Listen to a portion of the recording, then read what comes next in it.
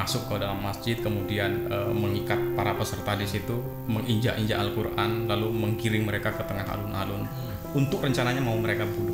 Bagaimana bisa seorang pelaku pemberontakan justru negara dituntut untuk meminta maaf kepada para pelaku itu? Ada semacam upaya untuk memutarbalikkan sejarah munculnya komunisme gaya baru seperti ini. Terutama anak-anak muda, mereka bisa mempelajarinya melalui website-website yang sudah tersebar luas. Lalu kemudian di Indonesia itu mulai berkenalan dengan komunisme itu sekitar tahun 1914 ketika Snevely, seorang Belanda, datang ke Indonesia lalu mendirikan organisasi namanya ISDV. Lalu kemudian ISDV ini melakukan infiltrasi ke organisasi-organisasi termasuk terutama target utamanya adalah Sarekat Islam. Karena Sarekat Islam waktu itu adalah organisasi yang sangat populer dengan jumlah massa yang sangat banyak, sehingga ini adalah peluang bagi mereka untuk mempengaruhi angkatan muda, terutama angkatan muda di SI. Ada Asmaun, kemudian ada Marco, kemudian Haji Misbah di Solo dan seterusnya. Nah, dan itu atas instruksi dari Komintern. Mereka harus melakukan itu, harus melakukan infiltrasi seperti itu. Dan apa yang terjadi? Waktu itu Rusia masih sangat masih jaya kan? Betul. Dan Lenin waktu itu berhasil di tahun 1917 dalam revolusi Bolshevik-nya, berhasil mengambil alih kekuasaan dan membunuh Tsar Nicholas. Kemudian dia memerintah dengan tangan besi, kemudian diteruskan oleh penerusnya Stalin. Nah, inilah yang kemudian menginspirasi tokoh-tokoh komunis yang ada di Indonesia waktu itu. Nah, ketika ISDV ini kemudian mempertegas identitas mereka menjadi Partai Komunis Indonesia pada tahun 1920, sementara itu tadi anggota-anggota Sarekat Islam, kan ini sudah banyak yang terpengaruh ini. Di Sarekat Islam sendiri itu sudah terpecah, ada dua kubu. Jadi Sarekat Islam putih, ada SI merah. Nah, yang SI merah ini yang terpengaruh oleh ideologi komunis. Namun kemudian ketika SI tegas dengan hal itu pada tahun 1923, SI kemudian melarang semua anggotanya untuk memiliki keanggotaan ganda, terutama PKI.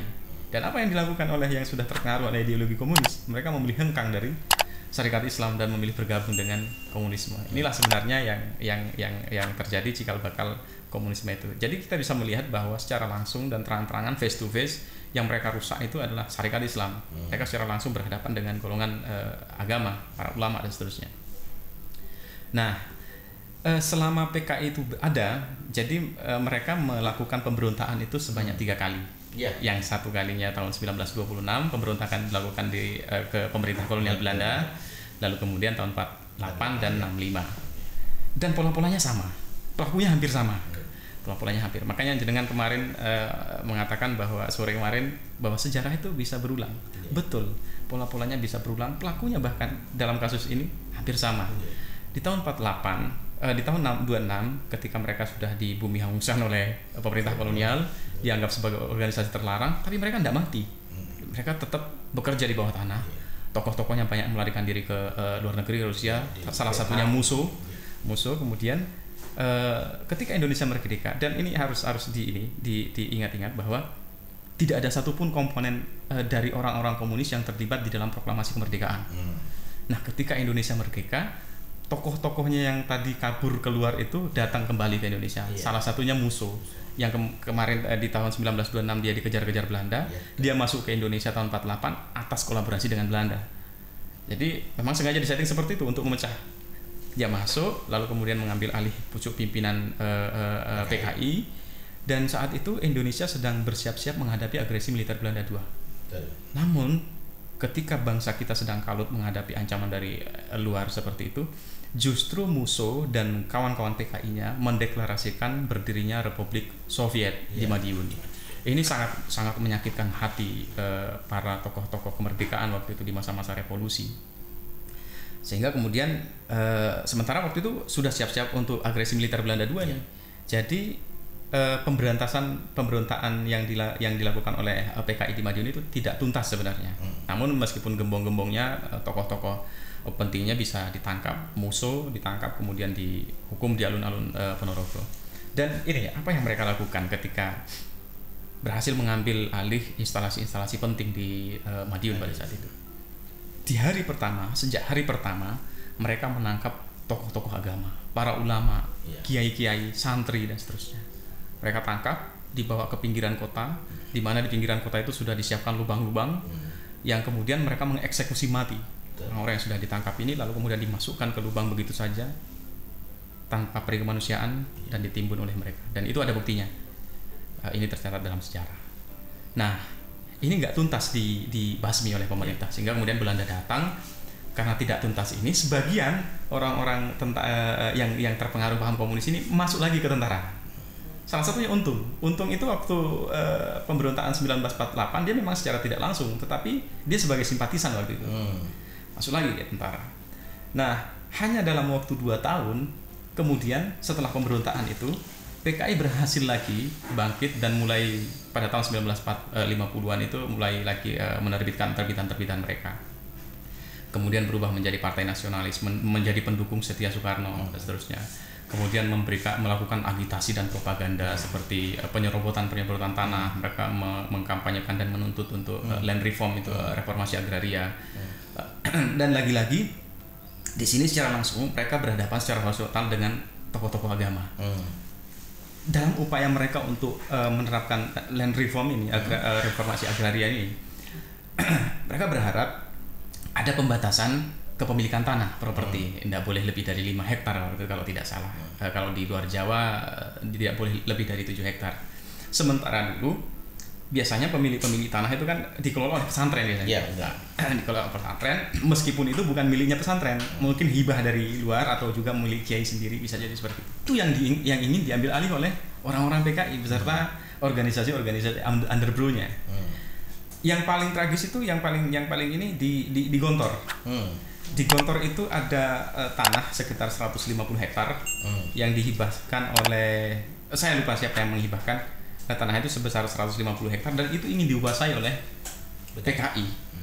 Tentu saja kaum muslimin tidak mungkin membiarkan itu. Mereka langsung berhadapan dengan Ansor, kemudian dengan Banser, dengan NU. Karena Gontor itu kan representasi dari umat muslim di seluruh Nusantara ini. Ada kejadian-kejadian juga yang serupa seperti di Tebu Ireng, kemudian di Kediri juga ada. Lalu mereka melakukan aksi penyerobotan tanah milik negara di Montong, Tuban, dan di beberapa daerah-daerah lainnya. Nah, ternyata di sini mereka tidak berhasil. Lalu kemudian melakukan aksi demonstrasi besar-besaran lagi menuntut pemerintah untuk mempersenjatai angkatan kelima. Angkatan kelima. Jadi maksudnya agar petani buruh itu dipersenjatai sebagai persiapan untuk menghadapi konfrontasi dengan Malaysia.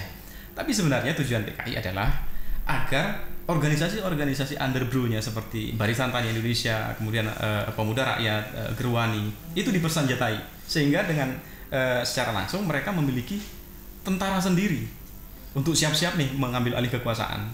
Namun kemudian itu ditantang habis oleh berbagai elemen.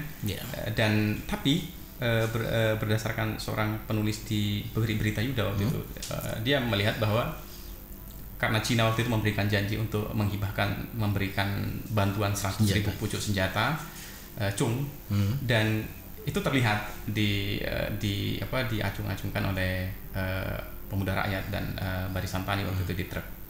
Tidak tahu seperti apa kelanjutannya. Nah, banyak sekali akumulasi kejadian-kejadian sebelum 65 itu terjadi, seperti misalkan kekerasan yang mereka langsung lakukan di Kanigoro ketika dilakukan pelatihan kepemimpinan oleh pemuda Islam Indonesia.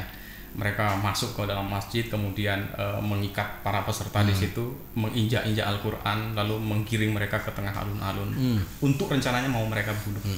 Namun kemudian PKI tahun 42 melakukan pemberontakan di Madiun, diantaranya pimpinannya Musa Amir Sarifuddin, dan bisa digagalkan. Kemudian logikanya hancur. Tapi tahun 50 bangkit, 55 menjadi pemenang pemilu keempat kalau nggak salah. Terus kira-kira dagangan apa yang mereka coba tawarkan itu sulit loh. Mengkonsolidasi kekuatan yang hancur, ditambah komunisme pisan. Tapi kemudian dalam waktu 48-65 itu kan hanya 7 tahun. Atau mereka apa yang mereka tawarkan kepada masyarakat sehingga masyarakat terpukau, padahal ini masyarakat yang religius toh Indonesia ini. Kira-kira apa? Jadi seperti yang saya sampaikan tadi di awal, tujuan mereka sebenarnya kan jelas untuk merebut kekuasaan dengan cara kekerasan. Tapi tujuan-tujuan ini tidak disampaikan kepada simpatisan orang-orang yang baru mengenal komunis. Yang mereka sampaikan adalah bahwa tujuan dari PKI itu untuk keadilan, untuk pemerataan, sama rata, sama rasa, sama kaya. Nah, penduduk-penduduk desa, buruh-buruh tani yang tidak memiliki tanah waktu itu, kemudian dijanjikan untuk diberikan tanah secara merata, otomatis mereka akan tertarik. Otomatis mereka akan tertarik dengan propaganda-propaganda, dengan janji-janji yang diberikan oleh Partai Komunis. Itu salah satu yang menyebabkan kemudian banyak masyarakat yang tertarik. Masyarakat tidak tahu sebenarnya, sebagian besar simpatisan PKI itu tidak tahu tentang ideologi komunis. Masyarakat petani kelas di buruh, petani, mana mungkin mereka sampai berpikir tentang ideologi itu terlalu besar buat mereka. Mereka hanya berpikir bagaimana melanjutkan kehidupan sehari-hari, mendapatkan penghasilan yang sesuai. Dan PKI bisa menawarkan. Dan PKI bisa memberikan janji itu kepada mereka. Itu salah satu yang menjadi daya tarik masyarakat untuk kemudian bergabung dengan Partai Komunis Indonesia. Kalau dilihat karakter PKI yang seperti itu, diantaranya adalah memang karakternya merebut kekuasaan. Sebenarnya seharusnya 65 itu sudah gamblang tuh. Sudah gamblang. Tapi ternyata peristiwa G30 sampai sekarang para sejarawan masih bingung. Apakah itu PKI benar-benar yang menginisiasi PKI, atau PKI itu dimanfaatkan, atau mungkin ada orang lain yang bermain sehingga PKI menjadi korban, dan arah yang menuju ke arah narasi PKI menjadi korban ini kelihatannya sudah mulai terbuka. Bahkan di majalah-majalah yang sangat terkenal itu berani mengungkapkan tentang bahwa PKI itu korban yang menunjukkan Al-Guju yang ini apa, gejala apa. Jadi sebetulnya kalau karakter PKI itu adalah seorang yang kelompok yang jelas komunis, ingin merebut kekuasaan. Peristiwa 26, peristiwa 48 dan 65 mestinya itu jelas PKI. Tapi kenapa sampai sekarang kok masih kontroversi ini kira-kira? Jadi PKI memang sangat pandai memutarbalikkan fakta. Itu salah satu indoktrinasi yang harus mereka lakukan. Pertama berdusta dan seterusnya sampai membunuh itu. Dan itu mereka berhasil lakukan ketika 48. Mereka sudah memberontak, tapi kemudian tiba-tiba tahun 50, hanya berselang 2 tahun setelah itu, mereka sudah berani lagi untuk muncul, mempublikasikan harian penerbitan mereka, bahkan menjadi bagian dari pemerintahan itu sendiri ketika Aidit dan Nyonto diangkat sebagai menteri penasehat. PKI sendiri, dari berbagai kontroversi yang ada banyak pendapat, tapi saya lebih meyakini bahwa hingga saat ini secara sah PKI tetap dinyatakan sebagai pelaku dari gerakan 30 September itu berdasarkan TAF MPRS nomor 25 tahun 1966. Jikapun ada tafsir lain dari itu, selama itu masih bisa dipertanggungjawabkan secara ilmiah, it's okay sebagai bahan untuk diskusi kajian. Tetapi selama bisa memberikan bukti-bukti ilmiah yang bisa dipertanggungjawabkan. Tapi sampai detik ini, bukti-bukti persidangan, kemudian TAF MPRS juga sudah menyatakan bahwa PKI adalah dalang dari pelaku dari peristiwa G30S itu. Nah, kenapa kok sekarang tiba-tiba ada seolah-olah fenomena, ada gagasan-gagasan yang mengatakan bahwa PKI itu korban, bahkan ada mereka menuntut negara untuk meminta maaf kepada mereka. Saya juga sama sekali tidak bisa menerima kenyataan ini. Bagaimana bisa seorang pelaku pemberontakan justru negara dituntut untuk meminta maaf kepada para pelaku itu? Ini salah. Dan ada semacam upaya untuk memutarbalikkan sejarah. Mereka mengatakan bahwa saat itu PKI itu sebenarnya adalah korban. Ada upaya viktimisasi di sini, dan itu memang pertama dilakukan oleh para pelaku. Waktu itu para pelaku penumpasan, ada angka yang dibesar-besarkan, ada yang sampai mengatakan sampai 500.000 orang-orang PKI yang dibunuh, sampai 1 juta, dan PKI mengiyakan. Tapi kalau secara rasional dihitung-hitung, memang sampai seberapa banyak pengurus PKI di daerah? Mungkin tidak sampai 10 ribuan kalau dihitung-hitung secara rasional. Tapi itu angka-angka itu sampai sekarang juga tidak bisa dibuktikan kebenarannya.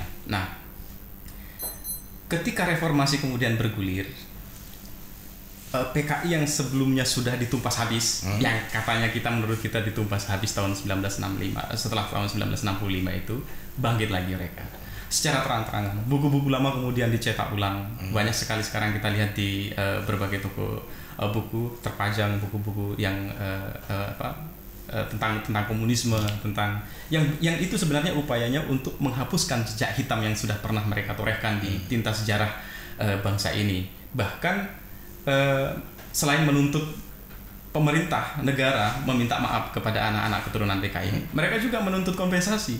Ini yang nggak bisa diterima oleh akal. Sudah mereka mengkhianati negara ini, melakukan pemberontakan, menuntut pemerintah meminta maaf plus meminta kompensasi.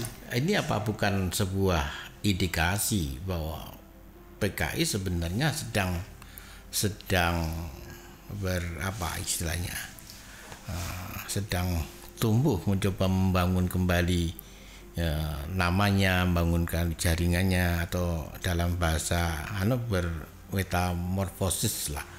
Apa tidak seperti itu? Karena di sebagian besar nggak mungkin juga itu muncul. Tapi kalau melihat indikator yang penjenengan sampaikan, kelihatannya PKI masih menjadi persoalan yang harus kita waspadai. Sebenarnya seperti apa?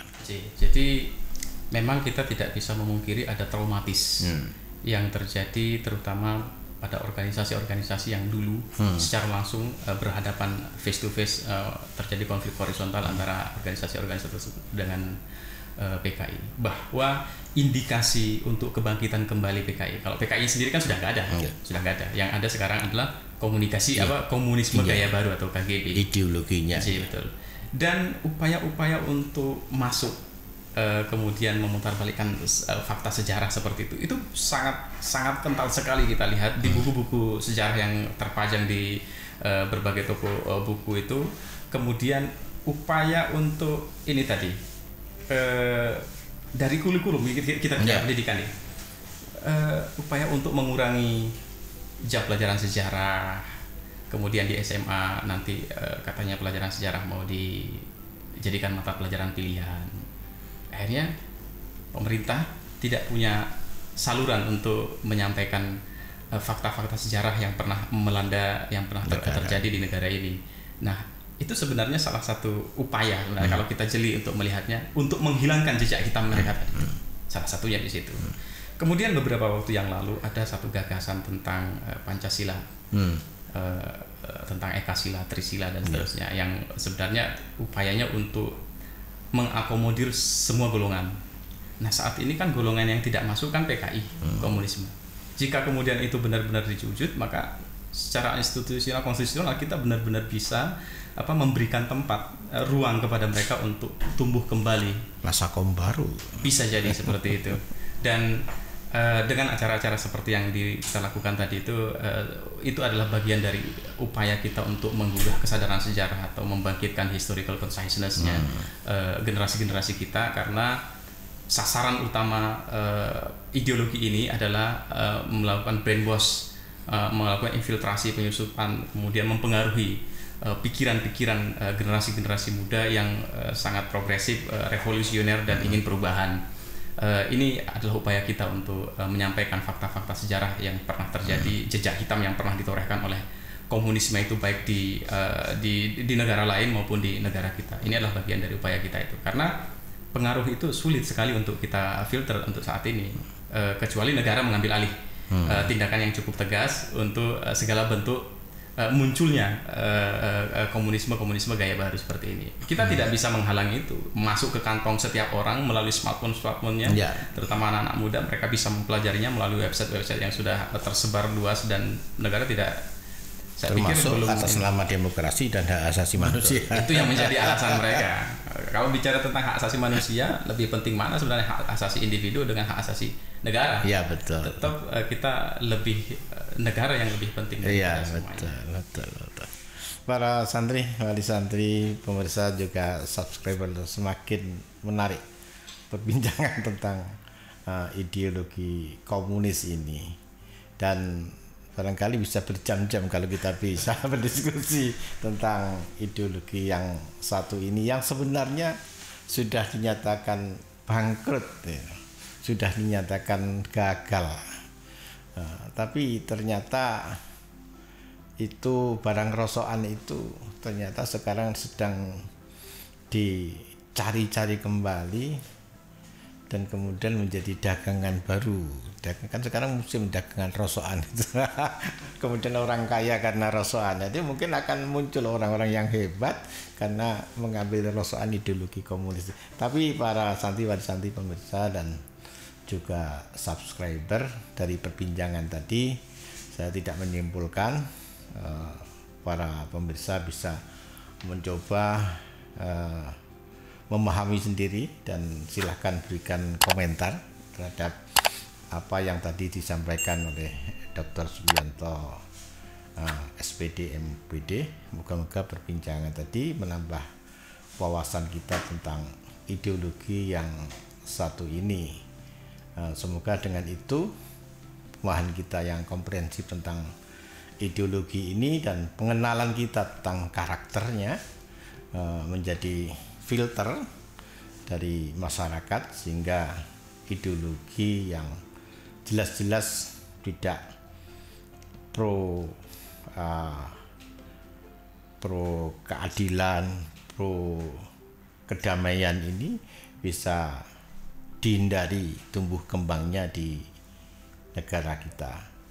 Demikian Pak Dr. Subianto SPD MPD, terima kasih sudah rawuh di tempat kami yang sederhana, dan terima kasih sudah memberikan kuliah pada santri-santri di pesantren kami. Moga-moga apa yang panjenengan sampaikan menjadi ilmu yang manfaat dan barokah. Sekali lagi terima kasih. Demikian bincang-bincang kita yang cukup lama ini, tidak pernah kita bincang-bincang sampai 45 menit. Biasanya hanya 20 menit, sekarang 45 menit karena sangat menariknya dan beliau menyampaikannya dengan narasi yang luar biasa sehingga kita mendengar tidak terasa. Kalau ini kita rasakan bisa berjam-jam. Demikian, semoga bermanfaat. Wallahu wafiq ila aqwamit thoriq. Assalamualaikum warahmatullahi wabarakatuh.